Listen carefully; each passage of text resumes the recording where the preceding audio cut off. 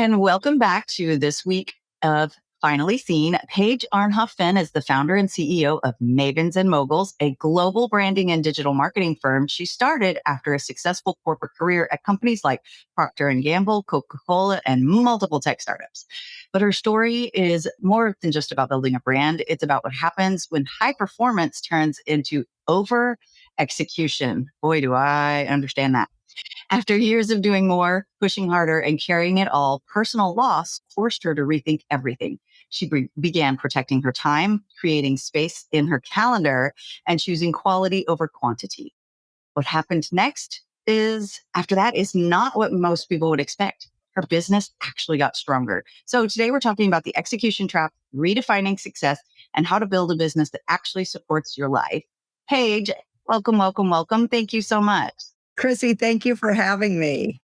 Absolutely. So you have a really interesting story that I think the audience is going to love. Tell me what 9/11 has to do with your whole career. So I'm old enough to remember it, which I feel like some people, a lot of young people today don't quite get the severity of it.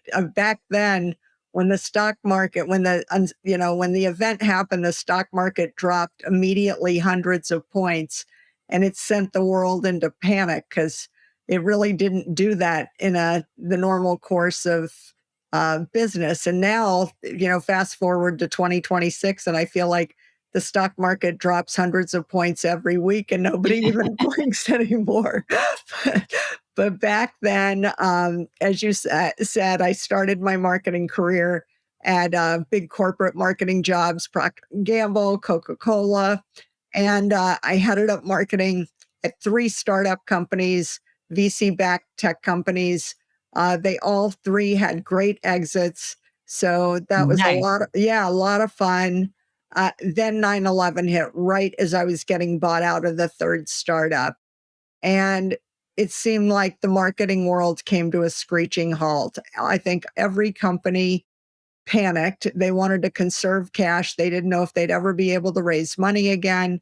So universally, marketing budgets got zeroed out, marketing departments got fired, and all the jobs pretty much dried up. So I had just gotten bought out of my 3rd startup. And, I was very fortunate that I didn't need to work, but I was pretty young. I was only in my early 30s at that point. Amazing. And I had no intention of retiring. I still had a lot of energy and excitement that I wanted to throw myself into the next thing. And because of my background, people were coming out of the woodwork. Uh, you know, since I knew a lot of venture capitalists, private equity folks, owners of companies, people were kind of, reaching out saying, we have a marketing problem because we've got a new product coming out, or I need a new website, or we need a new logo, or, some marketing issue. And we just fired everybody. We just laid off, we fired the agency, we laid off our marketers. Can you come help me? And my first instinct was not really, because, I'm the chief marketing officer. I never worked on the agency side. I'm not good at PowerPoint. Like, I'm not a consultant or an agency person. And my husband said, Paige, you've been doing this job forever. You know what you're doing. Like, send him an invoice, It's He not was like, like, figure it out. right. He's like, it's not like there are people pounding down your door to go do a full-time job again. What do you have to lose? So I started calling my favorite marketing people from earlier in my career, people I'd gone to school with, worked with at big companies, worked with at startups. Everyone had just been laid off. So I had people that needed marketing help, and I knew people who needed jobs. And Amazing. I called the women the marketing mavens and the guys the marketing moguls. So for short, I called them Mavens and Moguls, and it kind of stuck. And I never wrote a business plan. I never thought I would start a company. The word entrepreneur was not really a thing when I graduated from college in the Yeah. 80s. And so I thought, we're just going to help out a few people, and then the world will get kind of back on its feet, and we'll all go back and do, quote, real jobs again. Well, that was like 24 and a half years ago, and here we are, and I'm still doing it, which is so crazy. But it's kind of weird to think I'm probably more relevant now as running a virtual marketing company than I was when I started the company. I mean, I feel like the world has conspired to make me look like some visionary. Uh, but in reality, we were just helping people out during a crunch period. But when you think about what has happened since 9/11, we had the Great Recession, the quiet quitting, COVID, now I don't even know what you call it right now. um, but, with a portfolio of all different clients, lots of different categories and industries, we've stayed busy through all of it. And the value proposition, the benefits of hiring a virtual marketing department, it's better now than ever before. So be careful what you wish for. That's awesome. Well, it's funny that both of our careers kind of ended up accidentally. I mean, I know we both are formally educated in that, but like you said, not exactly this. It didn't pan out exactly like you thought it was going to. So it's funny how life goes. Yeah, funny that you made plans there. Exactly.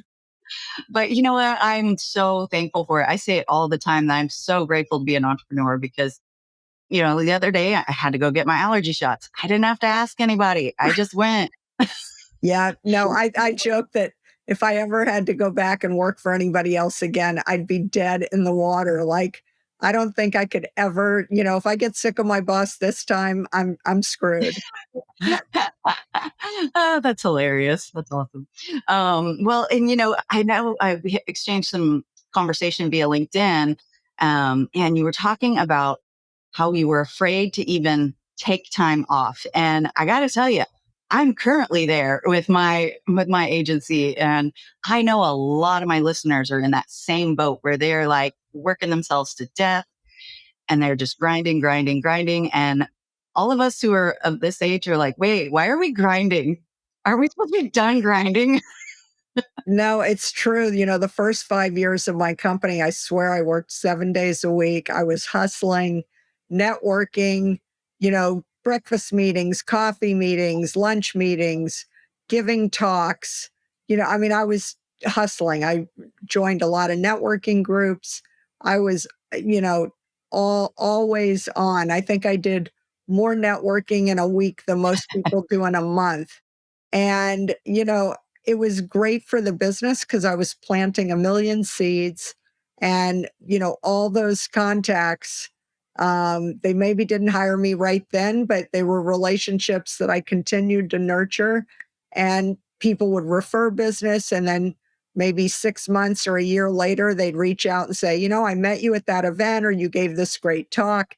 Now I need your help. Can we meet? And so it was very great for the business and it helped me kind of get launched in a really productive way. Um, but then after about 5 years, my husband and I went into this period where seven of our kind of nearest and dearest family members, his parents, my stepfather, one of his siblings, my great aunt, who was the matriarch of our family, all these people started getting sick and dying. No. And it Wow. was really hard because we loved them dearly. And it was, some were in their 60s, 70s, 80s, 90s, but it all started happening. It just converged in this 6 year window where all seven of them got sick Wow. and died. And it felt like every 6 or 8 months, someone else was dying. And it was just a really tough period. He had started his own practice as well. So I joked that we were a two entrepreneur, no pet, no plant, no kid family. And I thought, we'd be able to control our lives because we didn't have children. But because we were the only ones in our generation that didn't have children and we were self employed, we ran our own companies. We had the most flexibility and we probably had the best relationships with a lot of the people who needed us. And so we were just getting on planes and grabbing our cell phones and our computers and going to help the people that we really cared about. And, during this window, um, we were able to run our businesses, but it really changed the nature. I told you I was, hustling for 5 years, going to millions of networking events and meetings and sending out proposals. And I was just always on everywhere. That's And exhausting. all of a sudden, I couldn't do that anymore because, you know, we live on the East Coast. We had family members in the Deep South on the West Coast. My mom was being treated at Mayo in Minnesota. Like we were always getting on planes and, flying thousands of miles. And when you're there, you'd be there for a week or maybe more. So you were preparing for your trip and then you were on the trip and then you'd come back and have to dig out. So I went from like running into people multiple times a week to only seeing them maybe once or twice a month. Oh, And wow. what I realized was, they didn't know I was having these family situations. So they were making assumptions. When I'd see them, they'd say, I used to see you all the time. What networking events are you going to? Because I feel like I must not be going to Yeah. the right things because I don't even see you anymore. And it's like people were projecting onto me something that didn't really track with reality. And, I would meet people, I'd send them a proposal, then I'd jump on a plane. And instead of following up the next day or a few days later, it could be a week before I realized, oh Wow. my God, I never even checked to see if they got it, if they have questions. So I would call the prospect, the potential client and say, I am so sorry. I know we met last week. I've been super busy. Didn't tell them why, but I just said, I just want to make sure you got the proposal. Do you have any questions? And what was really interesting is these leaders would say to me, you must be the only working consultant in marketing because I met with, a handful of people and these other folks have been literally stalking me every day. They call, I don't pick up, they hang up. It's driving me crazy. We made the decision. Your proposal was terrific. We're going to hire you. We want to work with you. Thank you for giving us a little breathing room. You're busy. We're busy. If you don't hear from me in 3 weeks, call me back. And I'm like, sure, no problem. So what was strange is we were moving up the food chain. And I felt like, it was changing every assumption I had about how to grow the company. And so instead of like hurting the business, I felt like it actually helped us. It was very much a less is more, quality over quantity exercise. And so after all the people unfortunately died, and we ended up being executor and executrix of many of the estates, when that all got done, I said, I don't want to go back to hustling and burning the candle at both ends and, trying to hit 2 or 3 events a night, running around like a Oof. mad woman. Like now I need white space on my calendar. I need to work out. And instead of going into a hotel ballroom with 200 people and a handful of business cards, maybe I'll go have dinner with 2 or 3 industry people. We'll have a really good conversation, and those deeper relationships ended up bearing much more substantial referrals, and it all ended up kind of something good coming out of something bad. And I thought that was just a really important lesson to learn. And like I said, I've now been doing it almost 25 years and I've really stuck to it. And, I got a little bit of a reminder again during COVID when, again, I would go jump on a plane or go meet with people, even if I had to drive an hour in traffic or whatever. And then all of a sudden, everybody was happy to work on Zoom and, and phone calls, and people didn't need to see you for everything. And, that's been a game changer too, because since COVID, I am so much more kind of relaxed and, staying connected, but without making myself crazy. And I'm just very um, appreciative and grateful that, you know, I've been able to kind of pivot and learn that, like, I'm at a different stage of the business. We're not a startup anymore. A lot of our work comes by referral and word of mouth, or people that we helped. Uh, Maybe they've gone to new companies, or the investor is a board member, maybe for multiple portfolio companies. And so we get a call saying, you know what you did for company A? Well, I now need you to do it for companies B and C. And so that's just a really great way to build a sustainable practice. Nice. That's awesome. I love that. And I've been mostly Zoom my entire career. And so, or some sort of virtual phone calls back in the day, but, um, and that was mainly because of Sienna being special needs. It was just being in an office was too hard to really do. Um, and, and like you, I started and I was not really thinking of growing an agency. And so it's really interesting just to hear the organic growth and the slowing down. Like I said, it was literally this week I told my team, I cannot keep doing this. We have to find more ways for y'all to take stuff off my plate.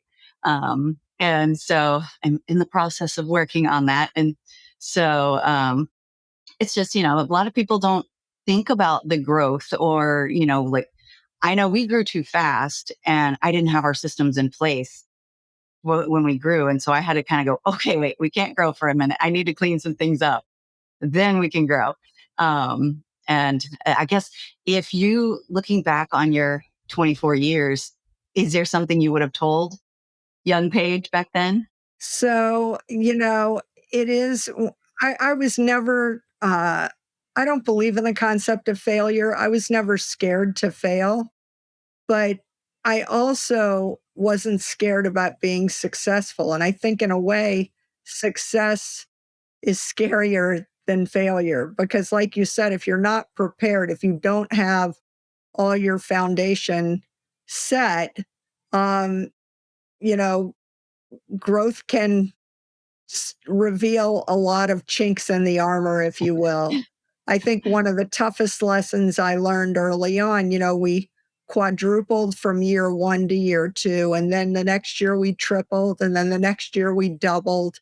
So, you know, the growth rate was slowing, but the base kept getting bigger and bigger. Yeah. And I realized the people I started with were not going to necessarily get all going to stay with me through those growth stages. And I think my bias is I'm a very loyal person. I always want to give everyone the benefit of the doubt. And it was hard, but there were a couple of people early on who were really good in the beginning. But as things really got crazy, they were very threatened and kind of much more comfortable being one trick ponies. Like they knew what they knew and they wanted to just keep doing that. And the world's changed. As we said, there was no social media when I started, there was no artificial intelligence, like, the world keeps throwing new things in front of you, and you need people around you who embrace a growth mindset, who want to learn and pivot and you know just keep their antenna up. And for people that get kind of nervous or threatened, they're going to try and hold you back. And from a culture standpoint, if you want to work with the A team likes working with other people on the A team. They don't want to be around people who um, just aren't ready for showtime. And so I guess what I would have told my kind of earlier self is sometimes you have to shake hands and part ways. It's not ideal, but you've got to keep the bar high. You want to surround yourself with the best people, and the culture really matters. And you want people who are very comfortable in a kind of continuously learning and growing and fun to work with in the trenches. And, the good, the bad, the ugly. And you have those war stories that you can really use as motivation. And if people aren't comfortable, it's just better for everybody to Yeah. move forward. And, it was a tough lesson to learn in the first few years. But once I got it, it's made a huge difference because the people on the team are great. We do awesome work together. We have a good time. I think the clients feel that, we Yeah. just, it's much better chemistry, and we're just able to do, I don't have to invest time on kind of uh, personality stuff. Like you realize when you're spending more time managing them than filling your pipeline, something's wrong. And so, Yeah. I feel like I learned that lesson well. That's awesome. Yeah, that's a tough one. That's a tough one for sure. You were saying something, and it was making me think of. So we have this one particular client where they've been with us for almost 10 years now, but we just now started talking to one of their other departments, and it's just been interesting. Like you were mentioning about the chemistry and just you just flow and you can laugh about things. And so we had gotten so used to communicating with this one department that it took a little bit, like there were a few hiccups in trying to communicate because there was just like we almost didn't even have to say the words. We could read each other's minds. Right. And that wasn't happening with this other department. So there was a little bit of a hiccup there. But I also loved how you talked about the culture side of things, because that's one thing that I've really emphasized, not just with the team, but with our clients as well. Like, we have a Absolutely. no a-hole rule. We won't work with jerks. Oh, I feel exactly the same way. And one of my very first clients was a $10,000 a month retainer business. Back They then, back then, it was wow, literally in the first 6 months of the company, and they signed a 12-month agreement. So I thought, oh my wow, God, we are on a roll. Like I was so excited to get going. We were doing PR for this business, and the guy was such a jerk. And as you said, when you say no jerks policy, you have to put your money where your mouth is.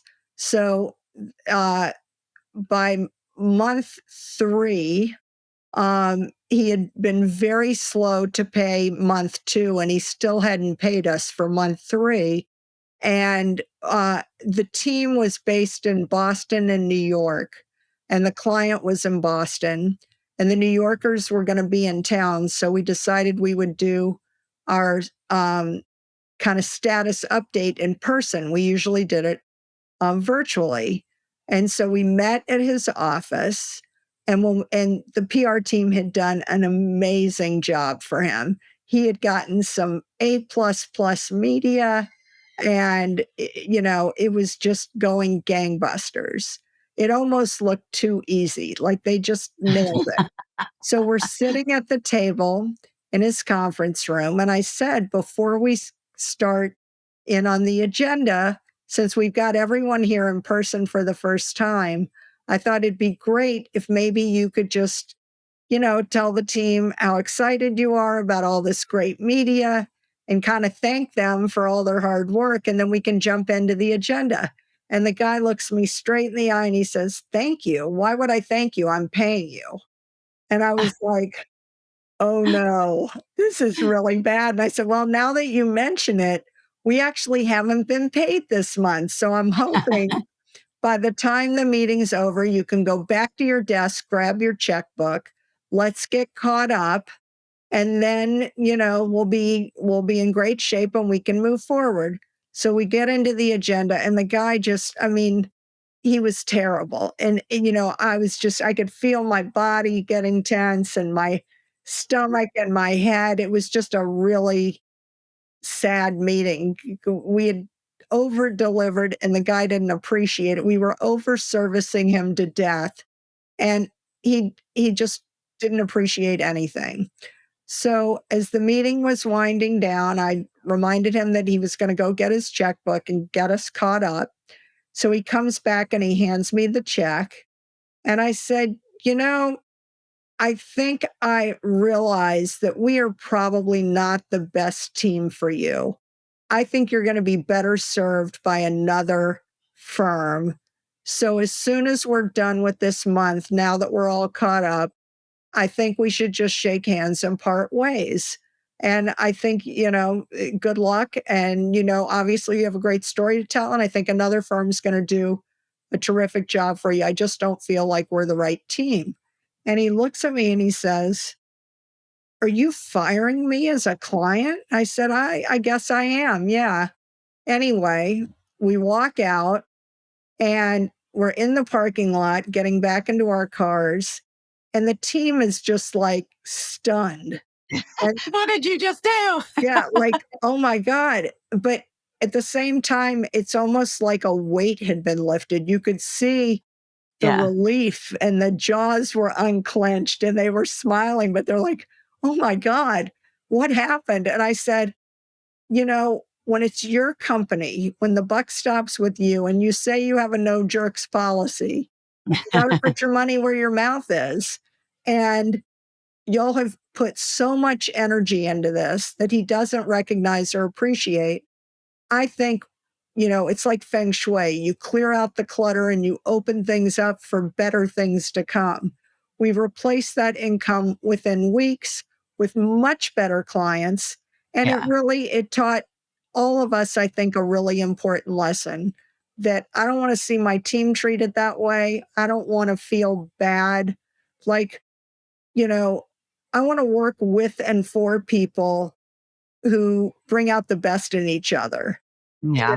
I don't want to be in a situation where, we're a virtual business. We didn't have very much overhead. And I just didn't want to be in a position where we were taking business that we didn't really need. Like it was draining us and people just didn't feel good about it. And I want to help people be successful, but they have to be good people. Like, Yeah. businesses that I believe in, people I believe in. If you can sell us, we can sell anybody. But the other thing that really worried me is this guy was pretty prominent in the small business community and knew a lot of people. And I'm sure all of his cronies knew the guy was a jerk because you can't hide that. It came out of every pore of the guy's body. And my fear was that all these other guys that knew him would say, "Do you see the kind of press this guy gets? I mean, I'm a jerk, but I'm not that bad of a jerk. If that team can do that for him, imagine what they could do for me." And I thought, oh my God, I'm going to end up building a practice with people I don't even like. And why would I do that? Why do I want to get out of bed doing that? And so I think it was just a really important lesson. Like I said, first 6 months of the company where I thought we were going gangbusters, but then I realized when you kind of peeled the layer back, you saw it wasn't as great as it appeared. And then, we pivoted and I haven't gotten into that situation again. So, lesson learned. Nice. That's amazing. That's something really important, especially for women to hear, because I know that a lot of women have a really hard time pushing back, not letting clients pay late and things like that. That's really something I've had to learn myself because I guess I have a rather optimistic view and I give people the benefit of the doubt. I don't assume they're going to be horrible people. And yeah, that's really burned me big time in the past. So, what do you think it was that gave you the courage to just be like, yo, you pay me. I deserve this. Give it to me. Tired of overpriced energy drinks full of junk? Same. That's why I use Babello, a self-carbonating hydration packet that gives you clean energy, electrolytes, and vitamins without the crash. Just add water, shake, and sip. It's way more affordable than typical energy drinks and way better for you. Use code ChrissyBernal15 at checkout to get 15% off at drinkbabello.com. Hydration just got an upgrade. My first job out of college in the 80s, I worked on Wall Street. And you have to be tough on Wall Street. So I think it's That'll do it.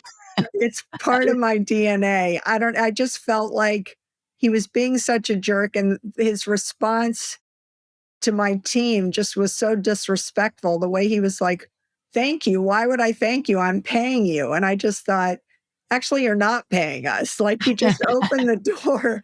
And I thought, well, I'm going to push that door all the way open. Like, it just hit me that I had an opportunity. It was like a red flashing light that I had to pay attention to. That's awesome.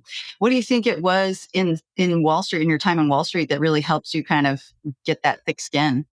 So, this was like, the 80s, and it was a crazy time on Wall Street. Michael Douglas had just won the Oscar, I think, for the first Wall Street movie, and I saw it and I was completely enamored.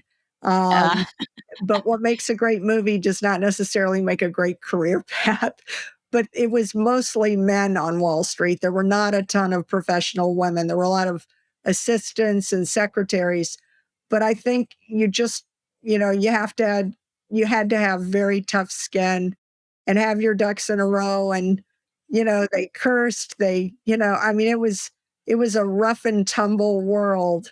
And if you wanted to survive and thrive, you had to buck up. I mean, it's funny, I feel a little bit like, the old joke when I was a kid, like, you think you had it tough. Like, we had to walk uphill both ways without shoes. Like, all the stories that, your parents or grandparents would say, like, you have it so easy compared to us.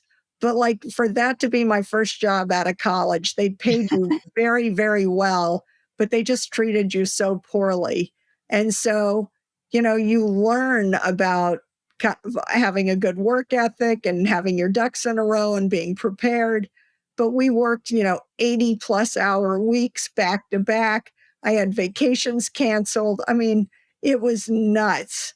And so when kids today talk about, needing a emotional support animal to, you know, take care of them on their, and they want to have all these benefits and perks and stuff, I'm thinking you would never have lasted on Wall Street in the 80s. If you need that kind of support, you're going to be in deep, deep trouble. My husband, he used to have a recruiting agency, and I remember him telling me about this guy who just out of college, and this was probably 15 years ago, maybe even longer. And the guy was like, "Oh, I'm not going to work for anybody in less than six figures." And my husband was like, "All right, good luck with that. Call me back when you figure out that's not real." Right, exactly. No, I mean, I feel like, you know, it's reality based. Like the lessons you learn having started your career at the bottom and worked your way up, those are lessons you will never forget. Like, it's nice to have all these hypotheticals and woulda, shoulda, coulda, but when you see how the real world works, you got to play ball. And I'm very grateful that I paid my dues early on. I worked my way up the ladder, one job at a time, and I did some lateral moves. I've been laid off. I've learned that lesson firsthand in a way that, I've got the war wounds to prove it, and you never forget that. That's something that I was just talking to my coach about, that I'm struggling to transfer my knowledge and intuition to the team. Like, how it's like, so that I can get more out of deliverables. But, it's like I've been in this for, even though I haven't had the agency itself for, I think this is our fifth year. But I've been in marketing for 20 and PR for 17. And it's like, how do I get all of that out of my head and train the team so that they can help me? Well, it's funny. So the first startup I worked for, I left my job at Coca-Cola to go join a startup no one had ever heard of before. And the two founders were younger than me. And, having until that point had my entire career in corporate, where you wear a suit to work and, just much more formal.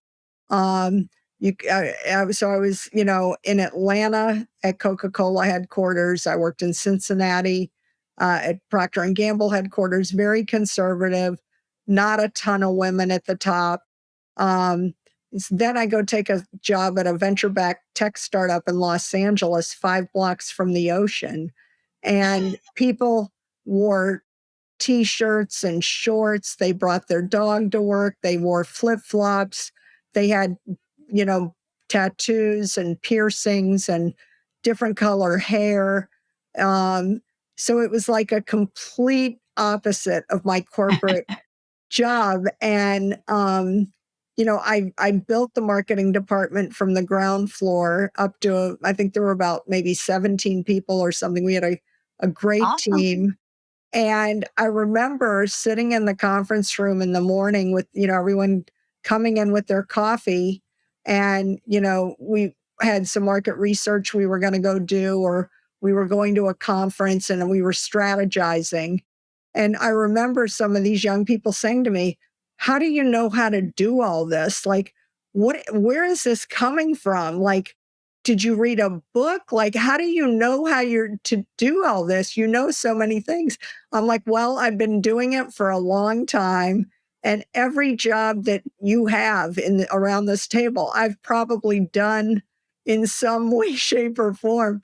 So I'm speaking from experience. Like, it's not like you wake up and you're the boss of the marketing group. I came up in a very scrappy way. And at the time, and like now when I think back at my corporate career, I'm amazed I was as successful as I was, because I was always the person trying to bend, break, or change the rules. And, now you'd say, oh, she was an entrepreneur and she just felt, stifled. Being an entrepreneur wasn't really a thing when like that word was not even really used back then. And, you know, now, my bosses would have told you, you know, she works really hard, really smart lady, but boy, was she a pain in the butt. Like at P&G and Coke, my boss would give me an assignment and I'd say, oh, all right, well, what if he'd say, here's what I want you to do. And I'm like, okay, but what if I did it this way? Or have you ever thought about doing this, this, and this instead? And, my boss would like shake their head and go like, no, Paige, There goes Paige again. right. Like P&G and Coke, like their brands are number one in every category they compete in. They're not looking to recreate the wheel. They already know how to do it. They know how to do the packaging, the pricing, the marketing, the advertising, the promotion. They're not looking for some up and comer to come up with a new plan. So it's like now I realize the reason I think I was so frustrated in these hierarchies is because I was more entrepreneurial. So now it's Yeah. not a surprise at all that I've worked for myself so much longer than I ever lasted working for anybody else. Yeah. It's very similar from my early days. I always knew I was not going to go corporate. And uh, everyone, well, the men in my family, corporate, corporate, Me too. oil and gas. Everybody was oil and gas. And I remember when my dad took me to work on Take Your Daughter to Work Day, I was like, oh, no, this is not what I'm doing. And he just always, he found it so weird that I didn't want to just go to college, then get a corporate job. And I've just always known that I was meant to create my own sandbox. And, I did. So I guess like you, the word entrepreneur really wasn't something we didn't talk about that in school. Right. I didn't really see that modeled anywhere. And so I just I had heard the word freelancer, obviously being on the journalism side. So I thought, okay, I'll be a freelancer. Well, the freelancer side of things got me really stuck in playing small. And it really messed with my ability to envision growth of some kind. And honestly, it wasn't until one of our clients hired me internally to run their marketing department. They laid me off twice within 2 years. And I thought, yeah, we're not going to do that Right. again. I said, okay, literally the day they laid me off, I was like, all right, here's my new plan. And I'm not looked back. And I'm building the culture and the agency that I, would have enjoyed. And just, I want to surround myself with good people. And not saying any of those people were bad people. They weren't. I'm just saying I can control the clients, Yeah. what clients we bring on. Right, and you're Um, not dependent on one person dictating your livelihood and your future. You've got, a host of clients in different categories, and you're doing different things for different businesses, and that keeps your skills fresh. And yeah. it's just a much healthier ecosystem because you have a lot more control over your destiny. Yeah. And, I love that you said that about working on different things. That I've always gotten bored really quickly. And so I have to be able to shift gears and work on something else. Yeah, And yeah, but sometimes it it keeps backfires a little bit because the but it ADD will like pop But out it and it's like, no, but it keeps you relevant, it keeps your skills fresh, and it keeps you at the top of your game. it makes me laugh too. I'm sure your search history is as insane as mine is. And I was telling somebody the other day, yeah, I've had to write marketing material for ayahuasca places, for urinal cakes. Like, yeah, and the urinal cake even had a jingle. Like, So my first job at Procter& and Gamble was marketing. They didn't call it toilet paper, they called it toilet tissue, and issue. Yes. it was Charmin Ultra before it was called Charmin Ultra. It was another premium brand, and as I say to people, those are focus groups nobody needs to sit in. Um, But then I got promoted and I started working in the cosmetics business. They owned CoverGirl makeup at the time. So I went from a brand that, is a destination, you got to, every time you run out of toilet paper, you got to buy more, to like makeup, lipstick, and nail polish, where there's not a woman in the world that actually needs more makeup. They probably have an entire drawer in their bathroom filled with stuff they don't even wear anymore. And that's something that how do you find those emotional connections? What are the hot buttons that you can kind of put in play to encourage a woman to buy more cosmetics? So I really learned at P&G both extremes, and it's such a valuable lesson though. Yeah. Oh my gosh, that's really funny. Yeah, that is quite a switch from the rear to the face. Wow. I've not ever had to write about toilet paper, thankfully.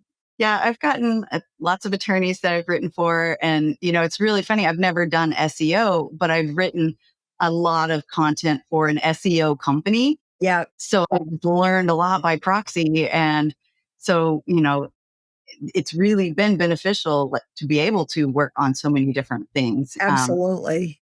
Did y'all niche down ever? Yeah, I mean, we do it for our clients for sure. I kind of think of Mavens and Moguls, the real estate I'm trying to own in people's brain is, if you have a marketing problem, start here first. We can help you. If we can't do it, we can point you in the right direction. But for my clients, we niche down all the time because it's so important. Again, you really want to know who your primary, secondary, and tertiary audiences are. We worked with a wealth management firm, and there are a million of these people that want to help you manage your money and take a fee and whatever. And, she was like a dime a dozen, except for the fact that it was a woman. Most of the people are men. But she was saying, like, I'm just having trouble getting traction. And we started doing some research with some of her best clients. And it turned out the common denominator was that she worked with a lot of women who came into a windfall of money, either through Mhm. divorce or maybe an exit, with their company. Maybe it was alimony. They went, maybe their husband or their father died and left them a lot of money. And so these women just loved her because she helped them and they felt safe, they felt heard. She was able to give them, you know, peace of mind and confidence and kind of, really take on the next chapter of their lives in a really positive way. And so we said to her, like, you know, is this something that you could really embrace in terms of that being the kind of core of your business? And she said, "Oh, I love working with these women." And so we changed all of her marketing materials and messaging, her positioning. And what happened was it was really amazing because it's like the world conspired to become her marketing department. Then everybody knows a woman who either just got divorced or just inherited money or won the lottery or sold her business or Yeah. whatever. And everyone in that woman's life would be like, I don't know what you're doing with your newfound wealth, but if you're not talking to so and so, you should be. She works with people just like you. And so this woman's hearing this from like 5 different people. So then she looks her up, then she reaches out and says, "Could we get together? I want to talk to you." And of course, that's going to be like a slam dunk. And so it went from her being like a generic person in a nameless, faceless, you know, sea of sameness. And then all of a sudden, she's got this niche that she owns. Like, there's no way someone's going to meet her and be like, "Oh, I don't want to work with her." Like, everybody wanted to work with her if they found themselves in that situation.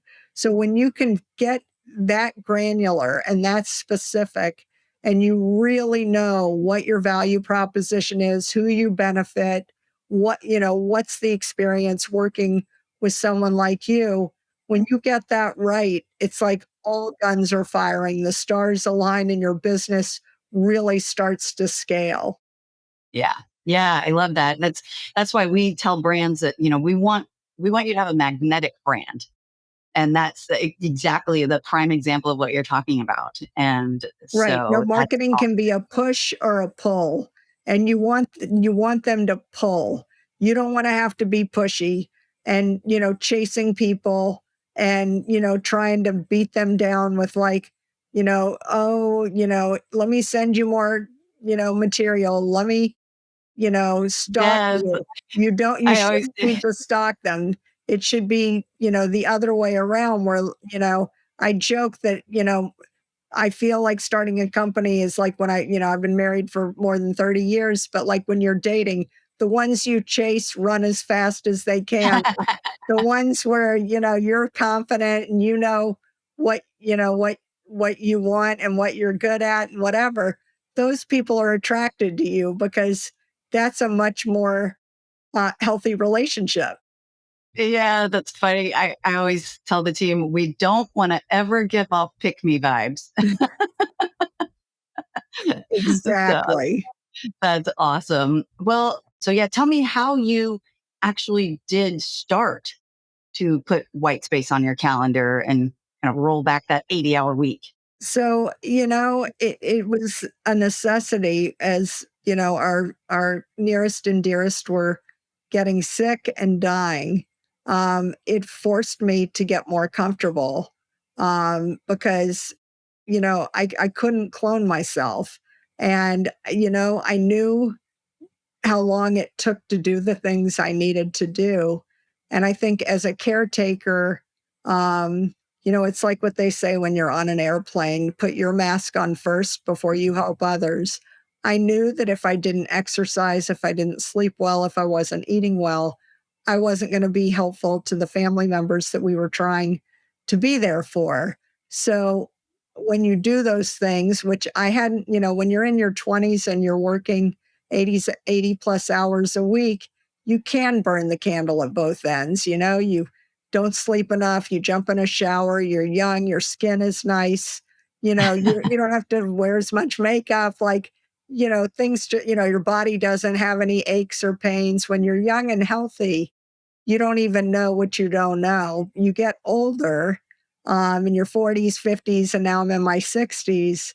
You wake up in your body, you feel some aches and pains.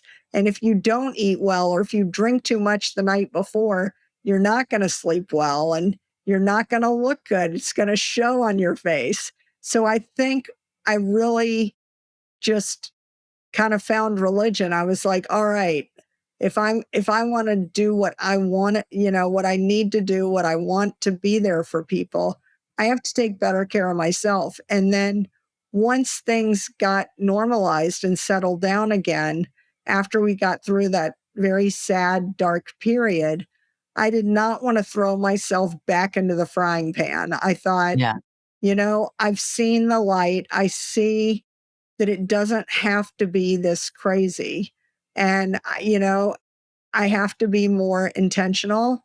I have to be more um, decisive. And I can't, it's a slippery slope because if you say, well, just this time, I'm going to, then you realize, it's like 3 steps back before you can take 1 step forward. So I guess it was just sheer willpower and determination that like I am going I'm going to get through this and I'm going to remember the lessons that I learned and I'm going to stick with it. And again, I not that I had to relearn it during COVID, but it was a reminder. Like don't, you know, we're all going through this together and control the things you can control and let go of the stuff that you can't control because you're going to drive yourself crazy. And I know my tendency is I can be a little type A neurotic, but I just need to pick my battles and do the things that I can do and realize. I think the other thing about with age and success and experience, you know what you're good at. You know you know, you just your definition of success changes, I think, over time. It wasn't about making the most money or getting the most accolades. I think the other thing I learned really well, with um, these people so dear to me dying, many of them were very successful in their careers. But on your deathbed, you don't care about how much money you made or what awards you won or whether or not you got promoted. That's not what life's about. And I was so grateful to be there with these people till the very end. It really is kind of a blessing and a privilege. I never understood that before it happened. And I guess I realized that, you just want to be remembered by the people that you loved, that loved you, that you were a force for positivity and in their life, and that, you brought happiness to others and you were of service to others. And once you realize that, a lot of the things that you used to be distracted by go away. It's like I don't Yeah. need to invest energy into stuff that doesn't matter. And, my husband and I, we've been very fortunate. Our businesses have been successful. If I made, you know, 10 times more money, it's not going to change my life. Like I don't have to win the lottery to be happy. That's not what my life is about. So I think, it's just a reminder that it's natural for your definition of success to change. It means that you've grown and matured.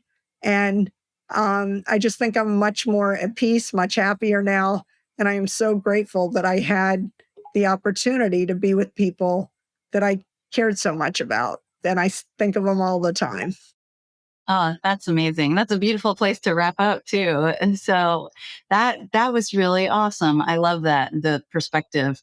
So I appreciate that. I appreciate you coming on today and this conversation. I said at the beginning before we got on the air that I don't know where it's going to go, and that's fine.